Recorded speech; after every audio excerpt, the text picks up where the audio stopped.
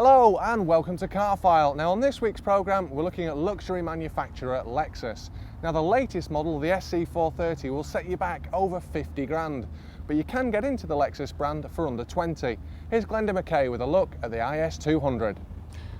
Once upon a time, the only small executive cars that you'd find yuppies in were German. They were either BMW 3 Series or Mercedes C-Class, and the closest that the Japanese could get to that was a Nissan Primera with leather seats. But all of that changed when the Lexus IS200 was launched. More style than you could shake a mobile phone at, and with a build quality that had put many of the manufacturers to shame. But the big question is, does the IS200 make the grade in this class? Does it do what it says on the tin?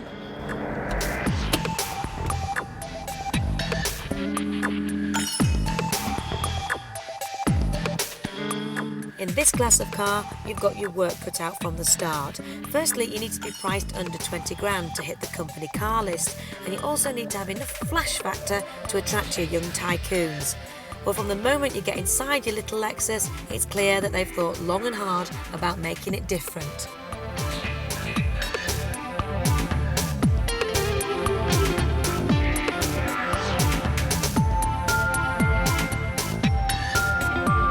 The dashboard layout is certainly not run-of-the-mill. There's more switches and buttons in here than you'd find in the cockpit of a 747.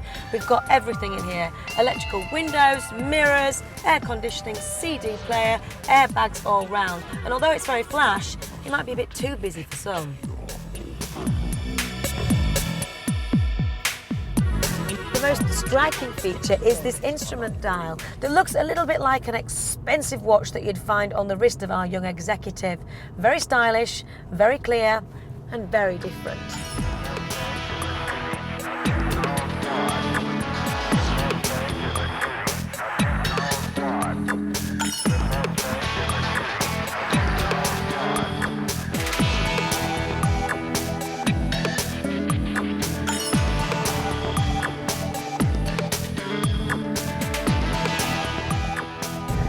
But the saving grace is the gearbox, because it is as smooth and precise as they're going to find in any of the German rivals.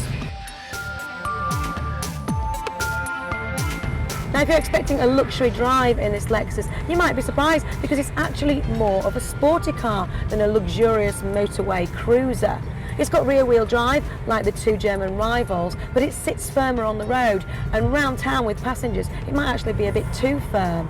But if you get a chance to get it out on the open, twisty roads, get your tie off, then you're in for a treat. The steering is responsive and pin-sharp, as are the brakes, and it just makes you long for that extra power that you know the chassis could handle.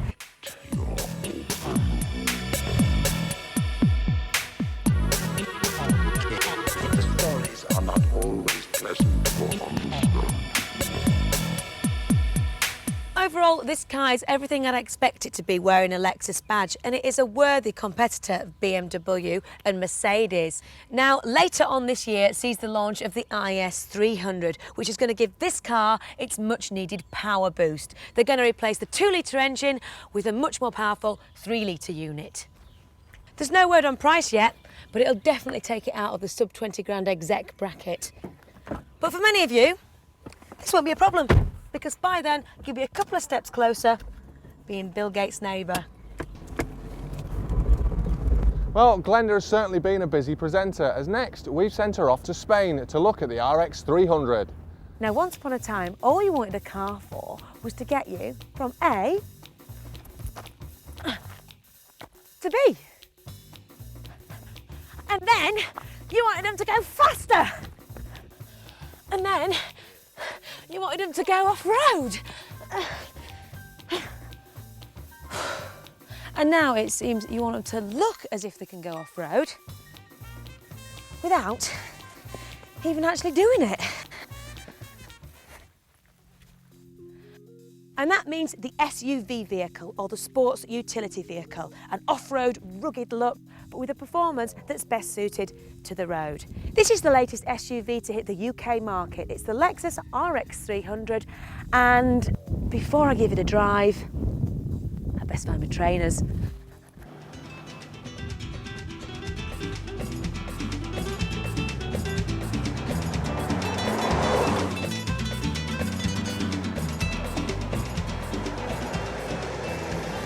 Now, the first thing you notice when you get in this car is the noise.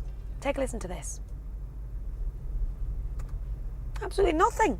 That's fantastic, especially for a big vehicle like this. It lets you know that it's wearing that Lexus badge for a reason.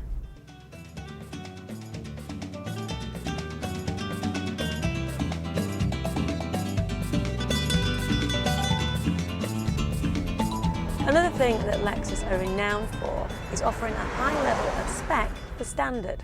This is the SE model, and let's take a look at what it's got. It's got these lovely 8-point adjustable leather electric seats. We've got alloy wheels, air conditioning, automatic transmission. We've got cruise control. We like the satellite navigation system, although that is an extra. We've got a 6-stack CD player. We've got a whole host of gadgetry under that bonnet to keep you going in a straight line.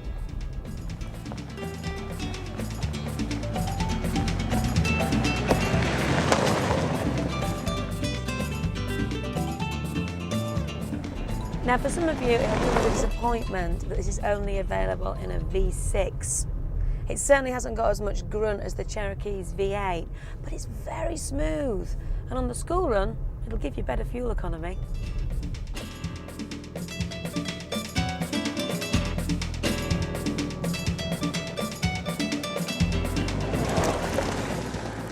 First to the on-road capabilities, it is so smooth, and in terms of body roll, it is the best SUV vehicle I've ever driven. I also prefer this higher driving position to the rivals, the Volvo Cross Country and the Audi Allroader. Makes me feel more important.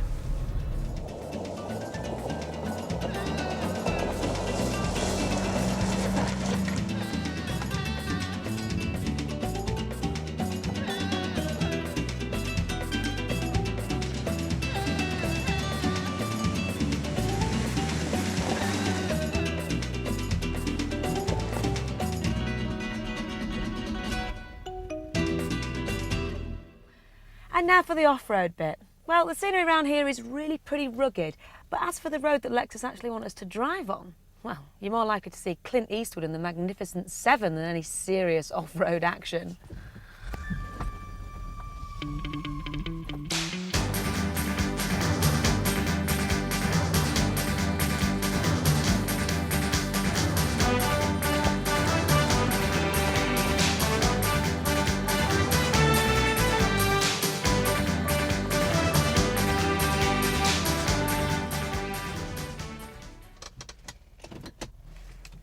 You know, I really have enjoyed driving the Lexus RX300, even if we didn't go proper off-roading. And I reckon that it's going to give the Mercedes M-Class and the Jeep Cherokee a really good run for the money. And now, from me, here in lovely sunny Spain, there's only one thing left to do.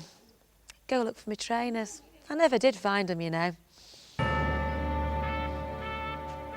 Well, it's big, maybe a little bland, and some have said it looks like a chest freezer, but inside it's one of the most luxurious cars you can buy. It can only be the GS430.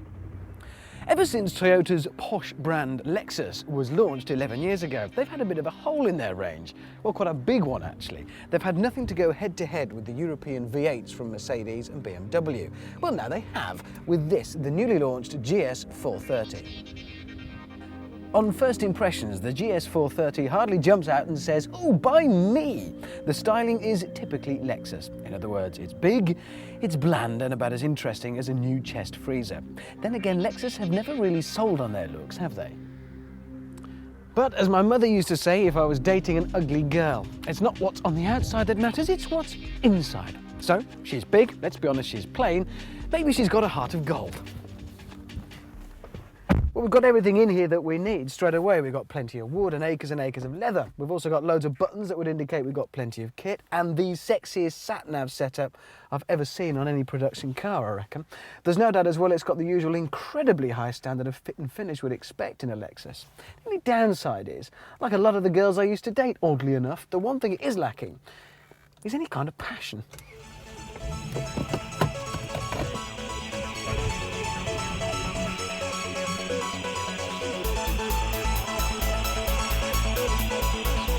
Once you get the thing rolling, the first thing you notice is the first thing you don't notice. Noise. There isn't any. In fact, if it wasn't for the rather garish rev counter showing a measly few hundred revs, you wouldn't know you were running at all, you might be rolling. Engine and gearbox are actually a great match. It does shift effortlessly and smoothly up and down, but you can kick down as and when you need. It doesn't get in your way, it's unobtrusive, which is what you'd want in a car like this. Under the bonnet is an impressive 4.3 litre V8, and should you be in a rush for the board meeting, the Lexus can catapult you to 60 in around 6 seconds. Good news as well is there's room inside for just about everyone on the board. Top speed, conditions permitting of course, is 155 miles an hour. And thanks to the legendary Lexus reliability, there should be no worry as you pile on those motorway miles. I've discovered something. There is so much adjustment on the driver's seat in here. If you can't get comfortable in this, then I think you belong in a circus. This is great.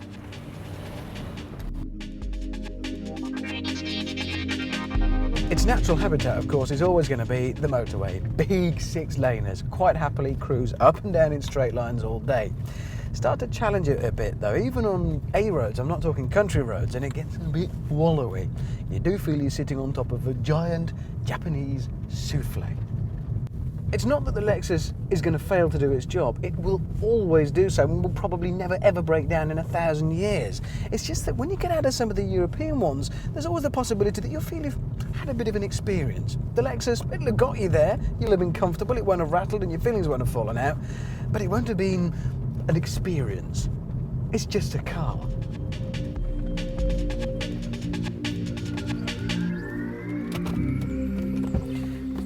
Despite its late arrival on the scene, the GS430 is looking set to cause a bit of a stir amongst its European counterparts.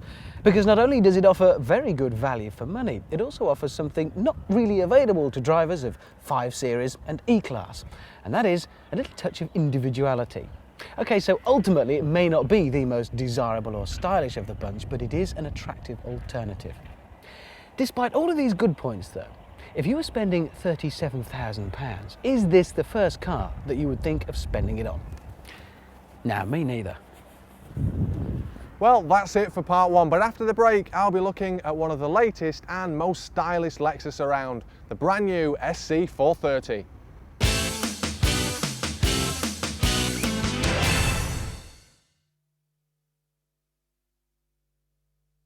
Hello and welcome back to Car File. Well, now it's time for my drive of what Lexus have said is the finest all-round luxury convertible in the world, the SC430.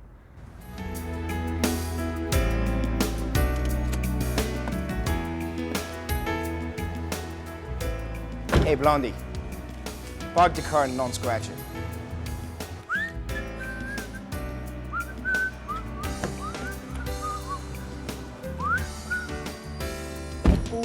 It'd have been very rude not to.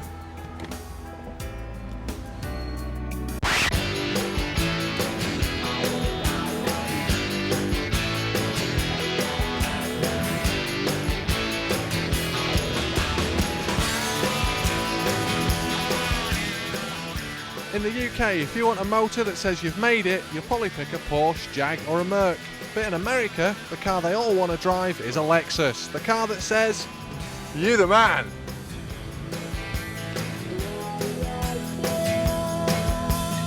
So what better Lexus to be driving in the States than the latest one of them all, the SC430. And this is the first convertible to come from Lexus, and it's set to be their flagship model across the range. Now they claim that the purpose of the SC is to be the finest all-round luxury convertible in the world. In other words, it's the dog's pips without a roof. We don't stop. We don't stop. We don't stop. We don't stop. We don't stop. We don't stop.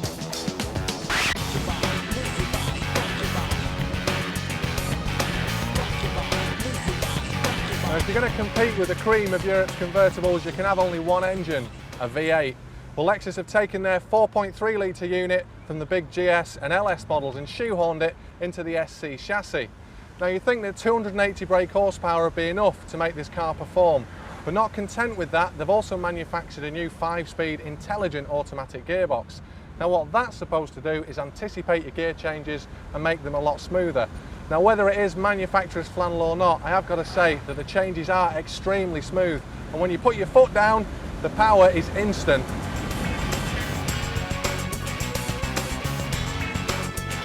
Now when Lexus was designing the very first model all those years ago, they actually sent a team of Japanese designers to an American country club. Now this was so that they would feel like their eventual customers, young American executives. Now whether that meant that they became very rude, lost all dress sense and all idea of comedy, I don't know, but they certainly did suss out how to do interiors. And I've got to say that the feel inside this SC, well, it's just the best interior that I've ever experienced. Some of the materials might be a bit of an odd match, but that aside, the feel is just so solid, and it's things like the opening for the stereo, the cup holders. It's really special, lets you know that you're buying something very exclusive and very expensive. We don't stop. So what about the roof? Well, a car this classy ain't going to have a creased up bit of cloth in the boot. Oh no. The SC430 is due to go on sale in the UK at the end of June, with prices set just over £50,000, quite a bit under the competition. But if you are tempted to rush out and buy one, you'll have to wait till next year, because all 250 UK models were sold at the Geneva show.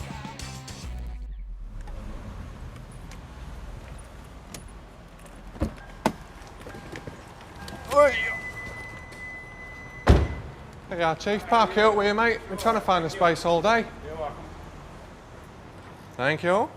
It was about 12 years ago now when Lexus introduced their very first model to the UK, and that was the LS400. Well, now it's time for Chris Goffey to drive the latest incarnation, the LS430. It's been 10 years since Toyota launched the Lexus LS400, a car which shook the European luxury car makers to their socks. After all, Toyota was a mass-market car maker, and the argument went, mass manufacturers just can't give a luxury model the degree of individual attention those buyers demand. Wrong. In fact, the LS400 was quieter, it was smoother, it was better air-conditioned, it was better riding, and it was faster than all its rivals. The only thing it lacked was heritage and charisma, and that was something that all the money and engineering know-how that Toyota threw at the Lexus project just couldn't provide. Well, now there's a new Lexus, the LS430, and after 10 years of awesome success in the luxury field, well, perhaps Lexus has established its own charisma and heritage. Not that they've changed the appearance of the car that much. Lexus always had a bland, anonymous-looking front end, and that's carried over onto the new model. Lexus's engineers were obsessed with cutting CD values and wind noise, and that's resulted in the lowest CD value in the market segment. The new headlamps are rather in your face, you could say, even ugly. But the appeal of the big Lexus to its discerning buyers was never on face value. They knew what lay under the skin.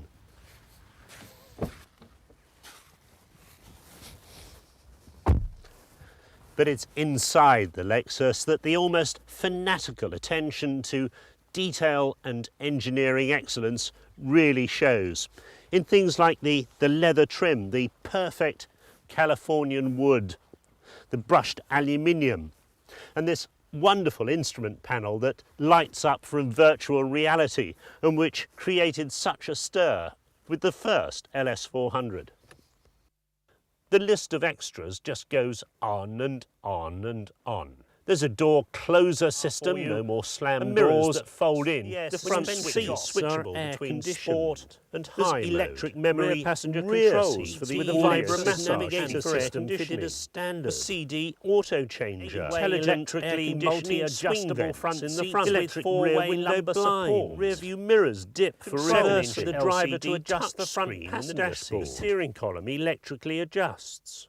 And it's fitted with the most sophisticated hi-fi system you've ever seen, designed by Mark Levinson, well-known Californian manufacturer of incredibly expensive hi-fi systems. Now, in the past, he would never put a system in a car because he always said, well, the ambient noise is so high in a car, you can't tell the difference between excellent hi-fi and truly great hi-fi. But in the Lexus, he thought it was calm enough and quiet enough in the cabin for you to really appreciate one of his systems.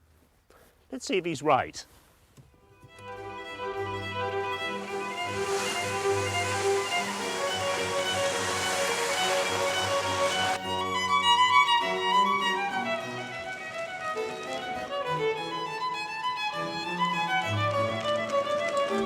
Well, after a few miles, you have to say he was right. It really is uncannily quiet in here. You can't hear the engine. There's very little noise coming back from road surface or bumps and thumps. You really do rather want the radio or the CD on to block out the eerie silence. Now 4.3 litres, the V8 churns out over 280 horsepower and a stonking 417 torque figure. Push your foot down and a computer that the press release describes as a brain the size of a small planet surges the car away with seamless gear changes until you suddenly notice you're doing instant disqualification speeds without even knowing how you got there. And if you were unlucky enough to hit anything, well, a plethora of airbags explode from literally every corner of the car to make sure that you and your precious occupants remain unhurt. It doesn't roll or pitch. The increased wheelbase give it even more stability over the old model. The steering is absolutely pin sharp. You can place this car to an inch, and the traction with the big fat tyres is really extremely good. You can't get over the fact that it's a big heavy limousine, but even so you can hustle it along at really surprising speeds on these country lanes.